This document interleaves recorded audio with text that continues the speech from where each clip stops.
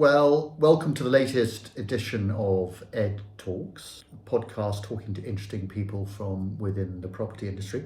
I am going to preface what I'm saying by the fact that the person who we very kindly borrowed this boardroom off is sitting directly above us and talks very loudly. So if you hear someone talking in the background, I do apologise. But my guest this week is Paula Higgins, and Paula is the chairman of the HomeOwners Alliance. Chief Executive. Chief Executive. And founder. Chief Executive and founder. Well, there you don't go. have a chairman. I stand corrected. And the important thing is that a lot of you, because most of my listenership, if I can call it that, is in a estate agency, I've always been, what's the right word, slightly feeling that the Homeowners Alliance sometimes feels like it's up against estate agents because some of the advice you give about how to pick your agent is based on things that estate agents don't like talking about, for instance, fees up front and that sort of thing.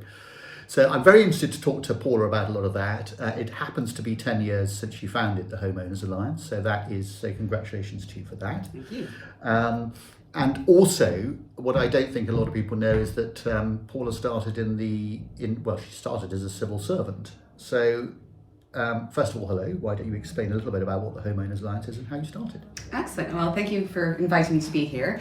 So I had the idea for Homeowners Alliance. I was many years, 15 years as a civil servant working in government, also worked in Brussels. So I did things like the energy performance certificates for buildings. I was involved in the negotiation of that at the European level and then also the implementation of that. So I've worked in lots of different bits and pieces of the civil service, but I felt that, and one interesting job was when I was working building regulations. And at the time, I'd have sort of big house builders coming to me saying, oh, we don't need to do inspections. Oh, consumers want to save some money. And I was like, well, I'm not sure about that. And these would be new homes. And I'd go out and try to speak to consumers. And there's no one to speak to, which wouldn't return our calls, and it was really difficult. And I actually spent a day, I went out to the Ideal Home Show and did a whole sort of stall trying to get people to engage with people, what they wanted with their new build home, and I couldn't because they're interested in wallpaper. So I felt that there wasn't a voice of the homeowner and those who aspire to own. So that's why I looked at what was happening in other countries. I went to other countries and looked at Norway and in Netherlands in particular, and decided I wanted to do something about it. So I left the civil service, took a extension on my mortgage and set up Homeowners Alliance, and that was 10 years ago. And really to be the voice of the homeowner and those who aspire to own. So, just to sort of counteract, I felt that housing is huge for people. It's our biggest asset, it's our biggest purchase. And actually, when it goes wrong, it can go very badly wrong and for well-being. So that's why I felt very passionate to set up Homeowners Alliance. So yes, because one of the biggest issues you must have had is that you're in a sort of B2C market. You're trying to get consumers. And obviously we know that there are 800,000, a million people, whatever it is, move every year. But getting to them is quite difficult. So you've obviously built up an inventory of these people. How many visitors do you have to your website now? Well, we have 5 million visitors a year to our website, and those are unique visitors, and those are ones that are coming looking for buying and selling. So because I think when we set up 10 years ago, we did sort of independent reports, and we just published consumer guidance, that stuff that you couldn't find out. So one of our first pieces that was very popular is how much should I pay an estate agent? Just wondering, or what does exchange mean? What's completion? How do I buy a house? This basic stuff that you couldn't find anywhere. So that's how we've built it up organically, and people find us through organic Google. We don't pay for advertising. And you're so right, because people. I mean, it is different. When I started in the business in the late 70s, early 80s, people moved every 2 or 3 years. I mean, they could, people were bought a 1-bedroom flat, then had 2-bedroom, 3-bedroom, 4-bedroom house, 5-bedroom, they move. Now they don't. They tend to sort of jump. And whereas it used to be 3 years or so, what we used to call the itch cycle, it's now nearer, I think it's 17 years or something absurd. I mean, it's very, very long. So people don't engage with the process very often. So as you say, they really don't understand, A, what the process is, and B, how to navigate through it, and see the language. Yes. I mean, the number of people out there who still don't understand, and this is partly the agent's fault, because when they put a property on the market, they put a board outside it. When they agree an offer, they put a huge, great big sign saying sold with tiny little letters subject to contract at the bottom. And everyone then thinks it's sold. So they all relax and think, great, I bought my property, when you and I both know that's just the start of the process. if the public understood better what the process was, they'd say, they'd be on it. They'd be onto their solicitor and onto their estate agent. So, I mean, part of your process has been obviously building up that inventory, building up the number of people who come and visit you. Who do you go to for your advice on the other side? So is it you? Do you have other people that work for you that say you need to be doing this, this and this? So we work very closely with lots of industry groups, lots of trade associations. We try to get all of our guidance checked. So the Law Society, the Conveyancing Alliance. And you've got to remember that we're across everything to do with home buying and selling and owning. So estate agents is just one part of it. And actually, to be honest, some of the biggest areas of friction or complaint to our site when people come to us in a desperate state is usually it's new homes and it's leasehold. And estate agents may be number 3, or the process of buying and selling. So we're very conscious, we're very keen to get everything checked. We, I think, have a fairly good relationship with the industry. And if we get things wrong, we'll admit it and we'll get things changed. So I encourage people to look at the site, and we might not say, and I think we say very much the same things that estate agents would say, but we might say it in a slightly different way. So it's about do your research, go and find 3 estate agents, ask these questions, look at the contract. And that's where we also fundamentally support it with independent research. So we looked at, we did different reports and different aspects of home ownership or stamp duty. We've been campaigning for stamp duty, and just really trying to educate consumers on how to engage professionally with professionals. So I think we're kind of all on the same side. Absolutely. And just making, I think, a lot for consumers, it's expectation. So we'll get first-time buyers coming to say, I've just put an offer on a house, I'll be in by Christmas. Like, no, you won't. Or what's, I'm not going to get a survey done. Well, are you sure? I mean, everybody likes a qualified buyer. So the person who knows more about the process is going to be a good thing for the estate agent, the conveyancer, the mortgage broker. It's going to help everybody. So, and one of the reasons I'm interested to talk to you, and you and I have had we've interacted in the past, and I've always been fascinated by what you do because, and I'm sure estate agents will be very glad to hear that the number 3 on the list of sort of difficulties behind new homes and leasehold. But as I say, a lot of my audience will be estate agency biased, so they'll be interested particularly to hear what you say about that. And I think there's always been a slight feeling that there's been a bit of them and us about what you do and estate agents do. That in other words, it's almost like estate agents are feeling that they're being, what's the right word? Ask these questions of estate agents, and your take on estate agents is not that they're bad people or anything like that. It's just about how to get the best out of them and how to get the most efficient information. Well, I'd also say it's transparency. So when we did, I think you're probably referring back to an investigation we did in 2014. Yeah. And we looked at estate agent contracts and fees. And we did a very thorough, it hadn't been done before. We looked at 100 websites. We called up mystery shopped estate agents, and we found that, a lot of them weren't very open about their, general fees. They felt that they had to come to the sofa and talk to you.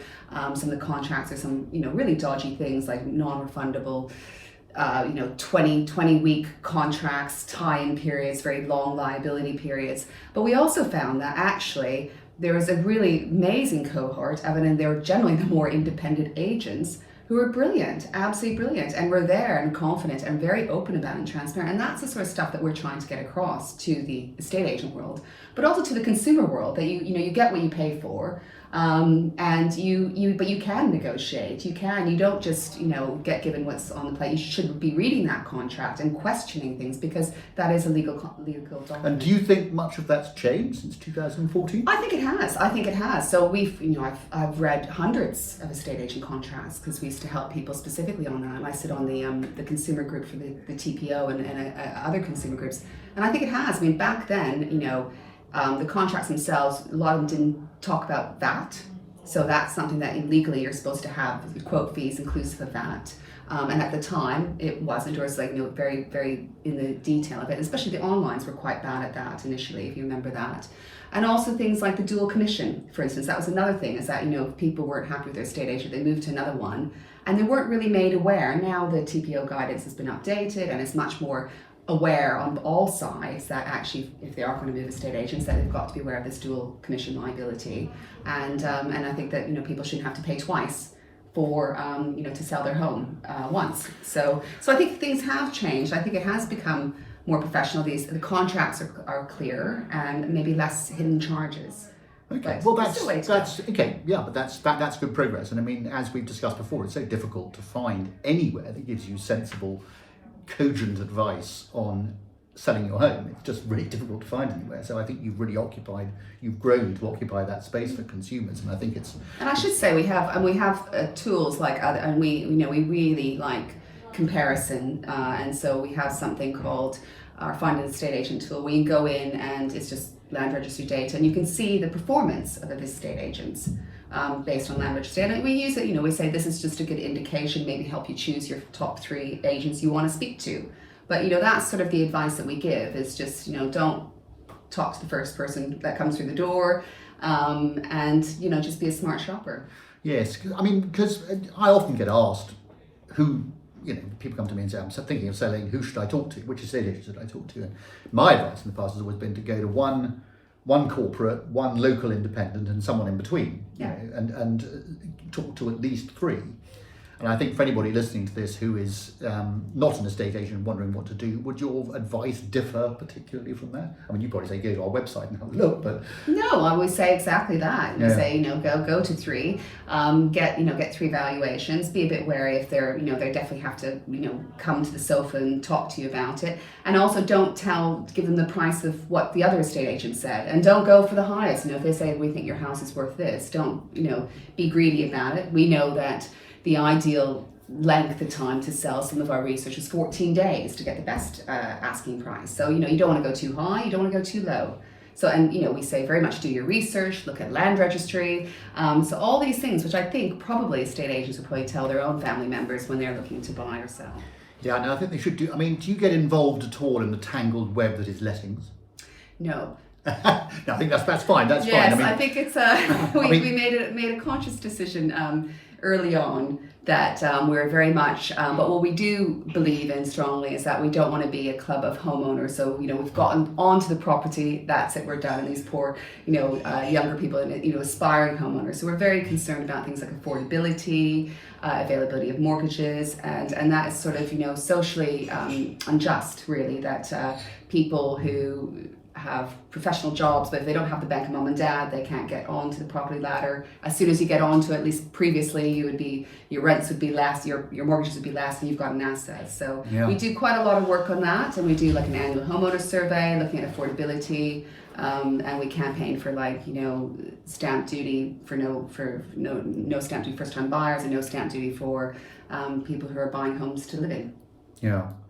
Another one of the things that I think is interesting to talk about is how many reports you've commissioned on various things. And I think you've got a list there somewhere of all the reports. And it's quite a long list. Yes. Including modern method of auction, spray foam. Yes. And we do an annual homeowner survey every year where we're sort of trending about affordability. And we've done spotlights into new homes, leasehold reform, mortgage, people understanding their mortgages. So we do a lot of research into, to make sure. And those are all listed on the website, are they? They so are. Someone goes on, Yeah. if anybody listening to this wants to go on hoa.org.uk, they can see all of these surveys, what they were, what they say. I think that's fascinating because, I mean, the spray foam thing in particular for me, it always looked like a very good idea.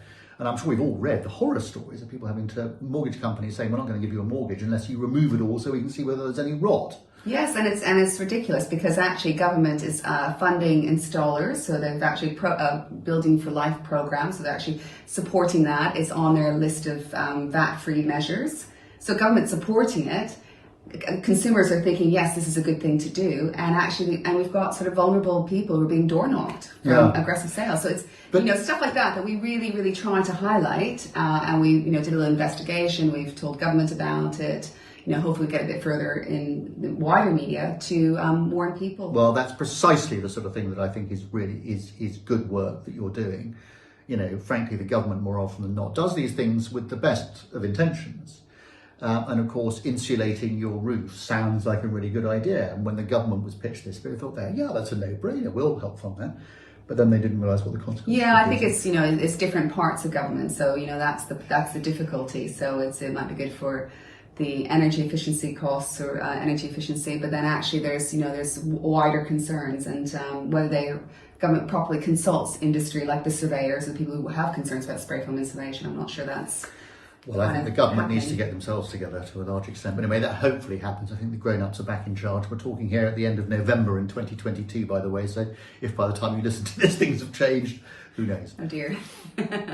Certainly for estate agents, I think it would be very interesting for them to visit your site and have a look at it. Oh But, yeah, and come and tell me what they think. You know? well, I think it would be useful. I mean, part of the problem, as you alluded to, it's taken you 10 years to build up this database of people. Personally, I've never felt that owning a home should be a right. I think certainly, as I think I said to you, as we were talking about before, we've both got twins. My son lives in Berlin, and in Berlin ownership is not really a thing. Everybody rents, because in Germany it's a very different ballgame. The big pension funds buy big development, they build big developments and then they rent them with a known return. It helps with their pension fund. The build to rent. The build to rent sector out there is much better, yes. and they don't expect to get all their return from capital growth. I mean, would you, whilst you're campaigning for aspiring, and I love the way you also want to try and help people to aspire to own homes and what should they do, and they learn so that when they can, they're completely armed with all the facts. Do you think there's another way for people to find housing, or have you not? Is it not something that you've invested a lot of time thinking about? No, I mean, no, definitely. So I think that the build to rent sector is really, really interesting, because the difficulty is, and we don't, publicly campaign, and there's lots of campaign groups out there that does that side, but, the tenancy agreements, they're very sort of short-sighted for, and that's a difficulty for tenants if they want to build up to eventually own. So I think it's about giving people choice.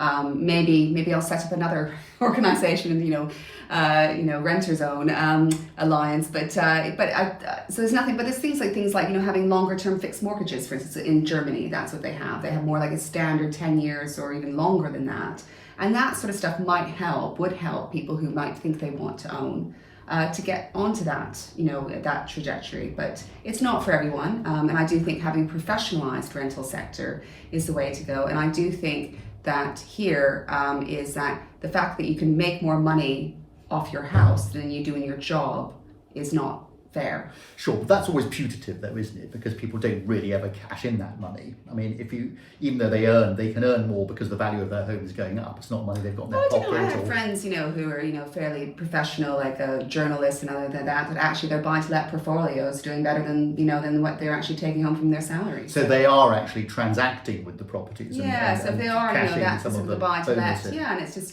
because people bought at the right time. We're probably old enough that we've done all right. But I worry for our children. I worry for my children. Well, I think we have been lucky. Nothing irritates me more than people looking smug about property when in fact they've just been lucky more often than not. Yeah, exactly. And it's not investing in something like a job or. But it's partly why I talk about the letting side, because, for instance, I rented for 25 years. And everyone used to look at me as a relatively high-profile agent and say, "What on earth are you doing renting?" And my reason was because I put money into my business. Yeah. And I think for a lot of entrepreneurs or people who want to put money, there are other ways of making money. And I think the days of looking back at the baby boomers and seeing how well they've done from the equity in their properties is possibly over. I mean, I think as long as the UK doesn't build more property, we're going to continue with this imbalance between supply and demand. Which is something we also campaign about, sort of, more homes in the right places. Well, yeah, I mean, it's the right places and the right type of housing. Yeah, so, good quality housing. And yes. So I think that is going to change. I think the balance will change. I mean, you talk about new homes and leaseholds. I think most people listening to this will understand that leaseholds have changed. The government has been pressurised into changing. It's tiny. No changes have really happened. Really? They're actually, it's a two-tier system. So the government has, they've abolished ground rents on new leases. So, and then if you're going to extend, even if it's extend and renew your lease for informal lease extensions. But there's nothing for the existing leaseholders. You're still, if you've got a short lease, you're still going to spend a fortune to try to, What do you define as a short lease? Below 80 years. Below 80 years. Yeah, okay. So it's about the mortgage. It's about the mortgage. Where the marriage value needs to be and the difficulty is because the government is so good at making announcements and not, I'm hoping this bill, the second stage of reform bill, will come through, is that we've got people who are waiting, and every year they wait for this, this next stage of reform. They're in a worse and worse position. So, we're really concerned, and actually I've just written to the new housing minister, to say, what's happening with this? Because I'm worried that it wasn't in the Queen's speech this year, if it's not going to be in next year, and there's going to be a lot of people set to lose if they do a proper leasehold reform So it's a complicated piece of work. Well, So it is. we'll I see. mean, I was slightly old school with all that because I used to think that people who owned the land and built the properties had invested in the properties and deserved some sort of a return, and that if the law suddenly changed on behalf of people who held leases and simply said, well, look, you can extend your lease you can buy a 90-year extension for 10 times your ground rent or whatever it Yeah. is, rather than paying marriage value, which has always been something that's been mooted. That was inherently unfair to the people that own the properties. Yeah. So there is a balance. So that there. I don't know how, and government will have to find that balance through it, because you can't really, as you say, take away, something that somebody owns. But there is a lot of like the the sort of the professional freeholders have come in, and we see another area with the way the new build estates are being built, because it's almost more on privately, sort of leasehold. It's called fleecehold, and that's like it becoming quite a big thing. So that's the sort of stuff that is really important to get Are right. you talking about where they put ground rents with very high reviews in, and then they sold those assets on? Is that what you're talking about? Yeah, so they did that. So because that's stopped now, hasn't it? It's That's stopped. been Yeah. stopped. So and actually, and they haven't actually banned. So there's only and in a way that's good, because then the industry itself stopped it, and the Competition Markets Authority has now gotten undertakings from some of these big companies to say no, you can. Big house builders. Well, it's the house builders, but also the house builders who sold on the asset to the managing agents. Yeah. To say, well, actually, we're going to revert these leases. You're not going to have the doubling rent clauses. And that's So how are they getting out of that? Because presumably they sold those on. They, and therefore, if they're saying they're going to abolish them, then someone's out of pocket somewhere, aren't they? So I don't know how. I mean, I know that the Competition and Markets Authority. So I assume it's investigations going there about whether it's anti-competitive what they've been doing, because the people who bought a leasehold house or bought a property, generally leasehold houses on these estates, were told, oh, for £2,000 you can buy the freehold. It's fine, and then it was sold on.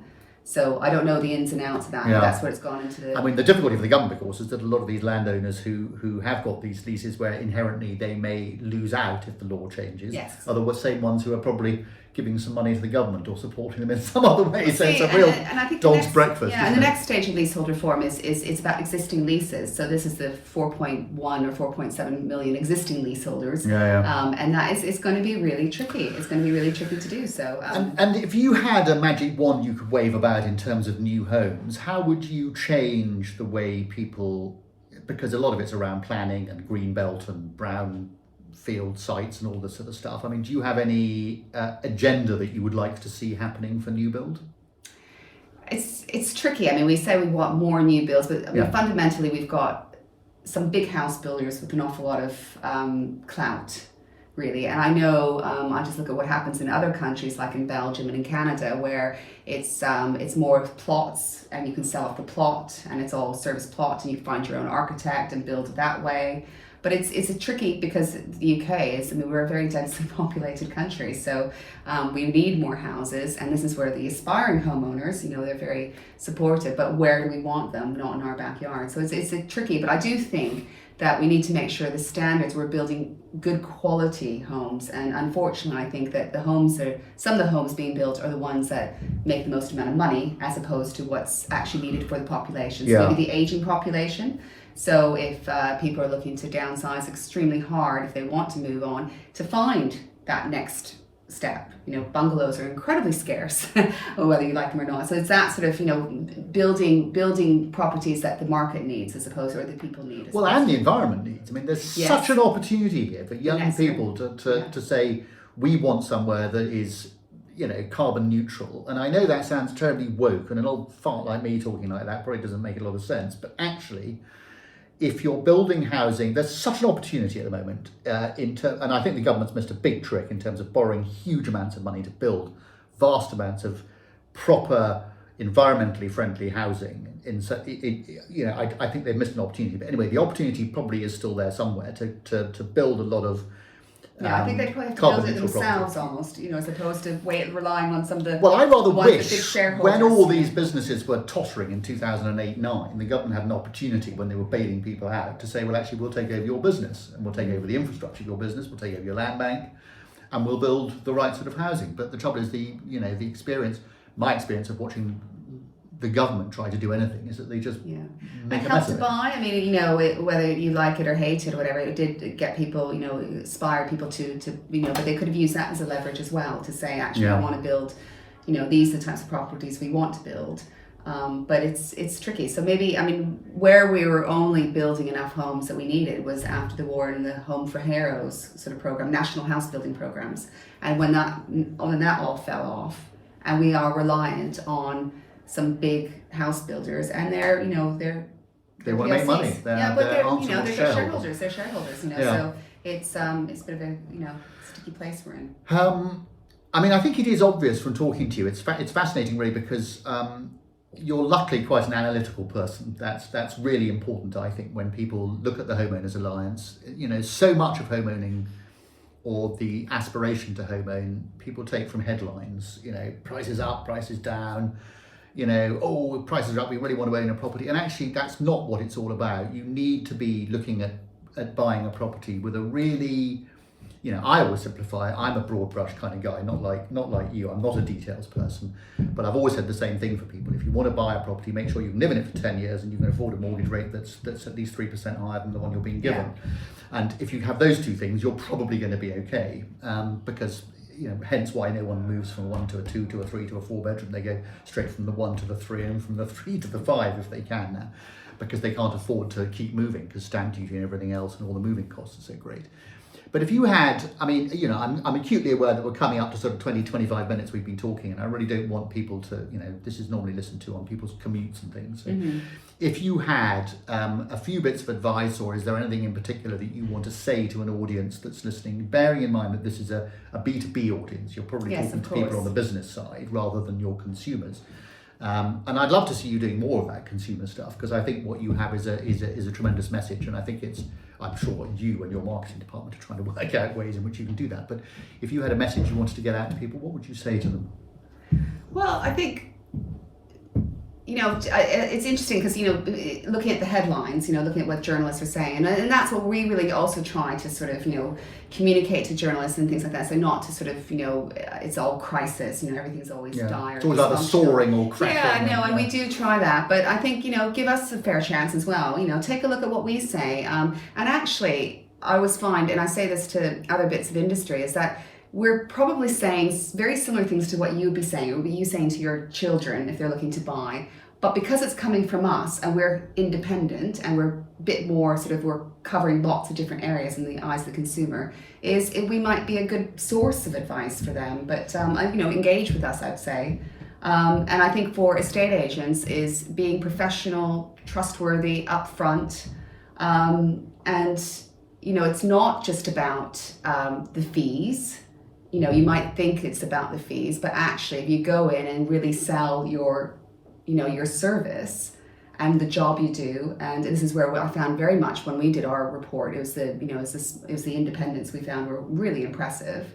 But it's better to have consumers that are educated and to have all the information as opposed to ones that you keep them in a little box, really. So don't be scared. I think sometimes the industry is maybe a bit frightened of criticism or constructive criticism or issues that are arising, which we do try to, it might not be legislation the right thing, but we do try to sort of say, when we're the ones who said to TPO, look, there's that's not been included in contracts, or that actually some estate agents are really pushing buyers into mortgage services, and there's and so we're really trying to sort of lead the way on helping industry. Yeah. So we're there to help industry. Don't listen to whatever you read on the private eye, private and PIE or whatever it is. It's not. We're not all sort of doom and gloom, I hope. But come give us advice. We're happy to engage. Really. Well, I do think that's a very good point. I think for anybody listening to this, if they really want to know what consumers think, they can short circuit a lot of what they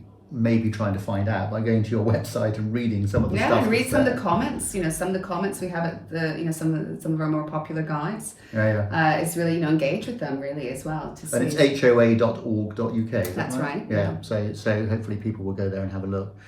Certainly from my point of view, I've always enjoyed engaging with you, and I think that from a wider property perspective, There are so many people, individuals, who might wonder what on earth they can do, that I really hope this goes beyond just the people who are listening to this. I'd love to see it being pushed out more widely so that people can get a hint of what the HO is. So listen, I'd like to say thanks very much, Paula, for coming in. Thank you. I really appreciate it. And if anybody has any questions, I'm sure Paula will be happy to answer them. Yeah, So, get in touch. yeah, thanks very much for taking the time. Yeah, thank you.